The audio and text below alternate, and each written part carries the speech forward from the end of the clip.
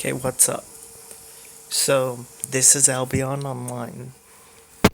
Um, so I'm gonna give y'all a little bit of a rundown on all this. Okay, so as you can see here in the upper right hand corner, there's all this stuff. And you see there's a premium, which you can purchase without spending actual money. Because if you see the silver on the right hand side, um, that stuff you earn for free, and you can make silver really easily just by defeating mobs, selling gear, all that stuff. Um, and premium is actually pretty beneficial, so I would literally say save up for premium because let's see. So you see the monthly premium rewards, you could get a tame or a mount. And mounts are pretty good because one, that's the one you're seeing is the top level if I remember correctly. And you also get this, which a lot of these things you can sell if you don't want to use them and get a lot of money. If you have premium, you gain more resources when farming. You gain more silver. And honestly, premium is just really beneficial to have. So that's why I really would advise just saving up for premium and getting it whenever you can.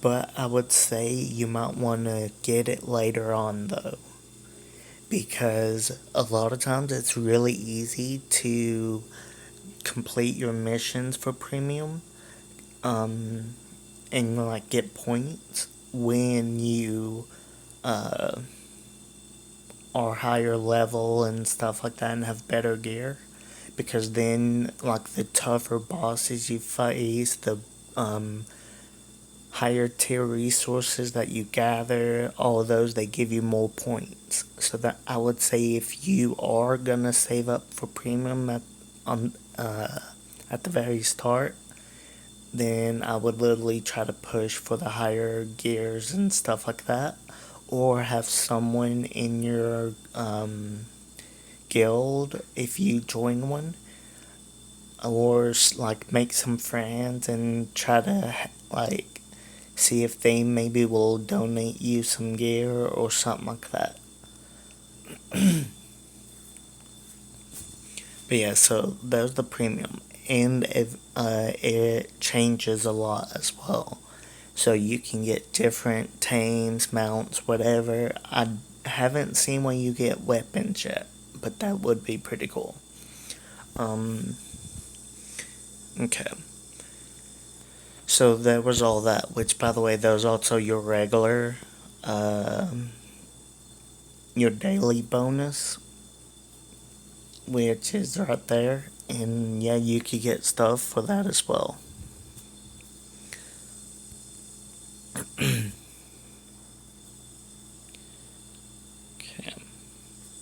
And so right here, by the way, I'm in Fort Sterling, which you can see in the upper right. Um, but this is your faction. So you could go here and you can join, like get flagged for this faction, which is basically you carry their flag as like a banner, and then you could run out into the world and go to like different parts of the map. So let's see if there's any fights going on real quick. Wrong thing. Okay. So as you can see in this yellow zone right here, there's two places. So you see the flags blinking, they'll be in fight. Like two different groups are fighting for them. One of them is us, but and then another one is the group that's already there, which is the purple group. Let's see, which is this group. And so every like city, they have their own flag, which I believe there's like 8 different cities. See, there's another one there.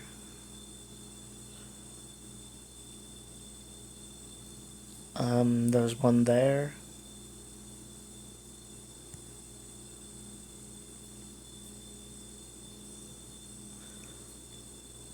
Which ain't gonna lie, the map has changed since I've last been on. But yeah. So, and then there's Bridge Watch, and by the way, all these areas, they basically, what do you call it? They kind of focus on resources. So, for uh, the place I'm at, it's more for your ore and stone and stuff like that. Trees, it's not as abundant as as your ores and your stone. So it's kind of like your mining area. And then here, it's more of your cottons, your fibers, and I think maybe hides as well. Um, and it's kind of like that everywhere. Like certain places, like little places like this, they will specialize in things. And if you see in the upper right, it says what they have in that one area. So, in this hill, they have tier 3 wood to tier 5 wood, tier 3 stone to tier 5 stone, and tier 3 ore to tier 5 ore.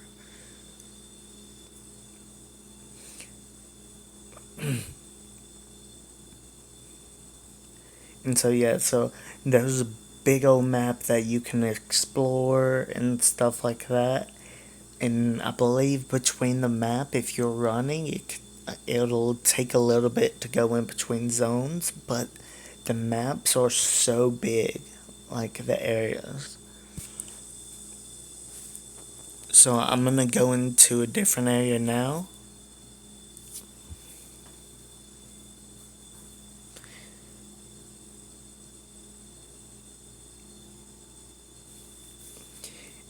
And by the way, so these areas, so for the resources, you have to have specific tools to farm them.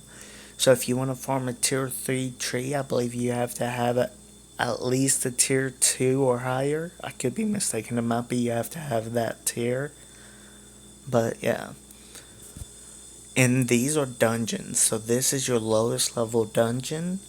Um, and here's some ore and stone. And so you have your green dungeons. Oh, by the way, so this is kind of like a special ore. And yeah, so I need a journeyman's pickaxe. But so you have your green dungeon, which is your like basically level 1 to I believe level 3 dungeon. And then you have I believe blue is your next dungeon. Which blue is like from maybe level 3 to level 5. And this is called a Hellgate. And with this, when you go in, you kind of have your own zone to where you have a bunch of creatures you face. And then you can set it to where if you want to do PvP, you can. And it will be where either other people go into where you're at and they are either hunting you or they have to destroy like these pillar things in the area. And if they destroy them all, they go back and they're free. Or not free, but they're basically safe. Um, Sorry, talking too much and not really breathing. Uh, so yeah, so there literally is a lot. And you see the mini map where the red circles are where people are fighting, where you can do PvP, where you challenge other people. You can do like a bunch of stuff like that. Let's see. And look at this. You have so much that you can literally unlock. And I mean, it's just such a massive game to where you can go down any branch and it's not going to affect you later on to where you go down your swordsman or like your warrior path, and then you're like, man, I really wish I was a mage. You can literally do that. All you have to do is focus on going down them. Because let's see here. So, for instance, if you want to be a warlock and go down this path, you need to kill creatures of tier 3 with a journeyman's curse staff or better. And, yeah, then you can basically do that. And if you go down these paths, it tells you what you need to do so you're not having to do it blindly. Um, and you, basically, yeah, there's a lot of stuff to do. You have your armor, so you can have like different armors. You have your crafting side, which is the green. You have your combat and stuff like that over here, which is your orange. This is kind of like your main gameplay, like just killing creatures and showing how leveled you are, stuff like that. That's how you level this white line up. And then this blue is your farming. Your farming, if I remember correctly. But yeah, so there's literally so many different routes you can take from being a gatherer, a farmer. Um, you, like there's different battle styles, like combat styles you can go down. There's a lot of things you can craft, which all these you can craft, so all your weapons and stuff, so you don't have to worry about being like, man, this guy has such good gear, and I have to be such high level to do, like to use it. Well, just level yourself up. Like, there's literally no limitation to you. There's literally so much you can do on this game that this game is actually really insane. And I mean, the game, it is kind of scary when thinking about it because of there being so much, and you literally have to learn about different gear and stuff like that to actually make a good setup for yourself. But it's worth it because this game is so fun. The people on here are so friendly. Um, I've literally have joined guilds and stuff to where we literally have helped each other so much where they've given me like tier 7 gear and stuff like that for free. And that's just kind of the community for this game is so many people they help each other. Um and you kind of like let me show you the island real quick. So I'm gonna go back to the city and I'll show you the island. Oh, by the way, that's the tier 5 I was talking about. So it's really tough. I believe you need about 4 to 5 people with pretty good gear just to do a tier 5 dungeon. Because it's tough doing it on your own unless you're like a tier 8 where you have all tier 8 and you probably need to have like specific weapons to solo a dungeon. And see that this mount here is a farming mount. An ox, it basically increases your storage, like your carrying capacity. And the one I am, it's basically a travel amount. So it basically helps me get to places faster. But it doesn't carry anywhere near as much as an ox. Okay.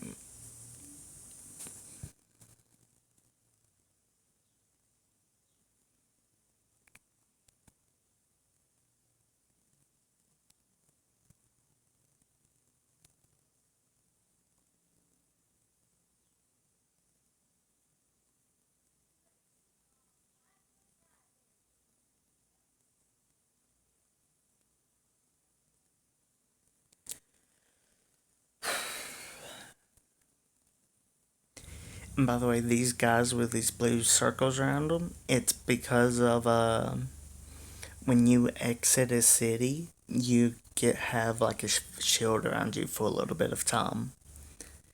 And also these guys, you saw these guys attacking, they're NPCs. They're basically guardians for that for the Fort Sterling. And if a rival group like this guy here comes towards us, they defend it. And so that's a really cool thing. Because I haven't seen many games to where they do that. Like, where this is such a, like, so much stuff on this. There's that as well. And, I mean, like I've said already, there's literally a lot to do. Okay. By the way, this guy here, he repairs your tools. He's your blacksmith, to which you can go down the blacksmith route and repair your tools. But yeah, and this guy, he has your islands. So I'm gonna go to my island right now, which my island is level 3 of 6, and I need that much silver, 562,275, to basically level it up again and unlock a different part of the island. See, Blue Lad 7's island. And if you join a guild, you have a guild island as well.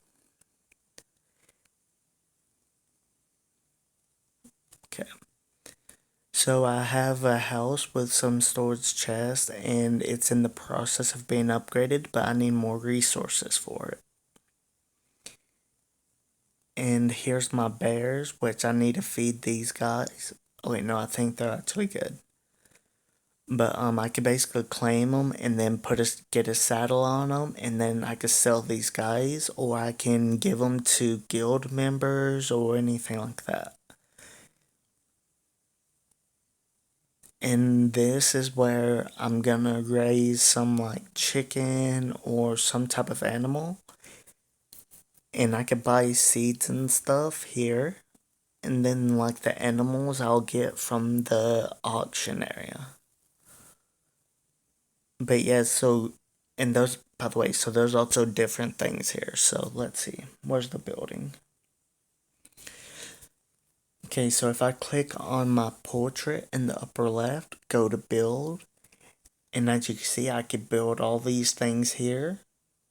I can build these.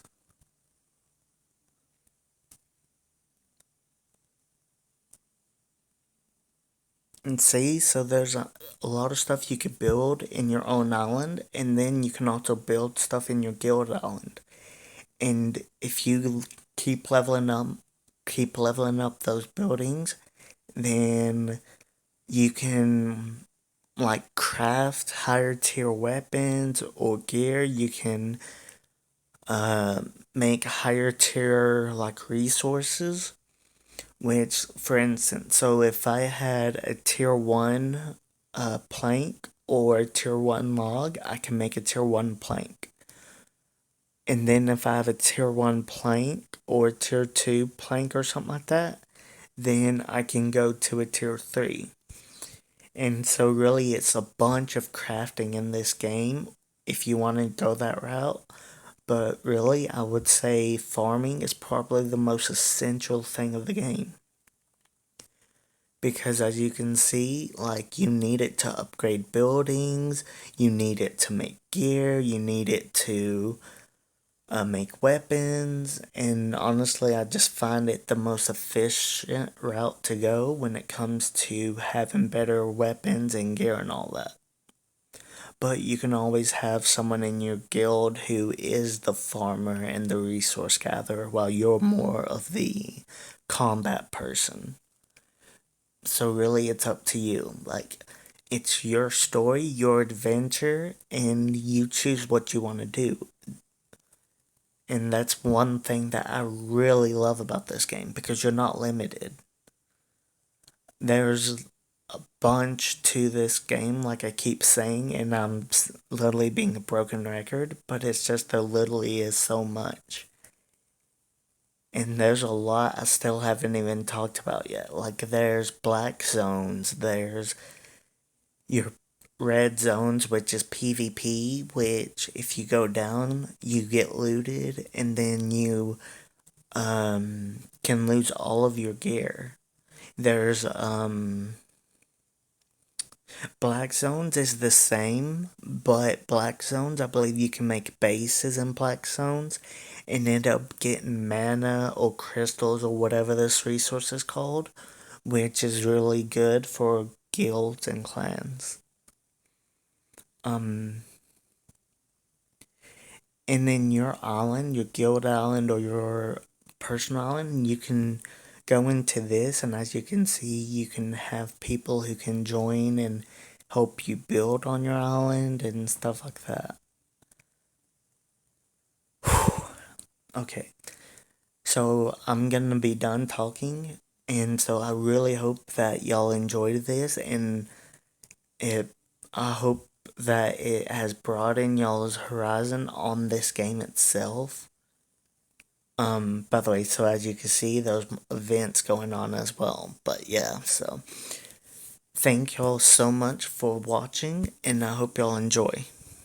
And see y'all.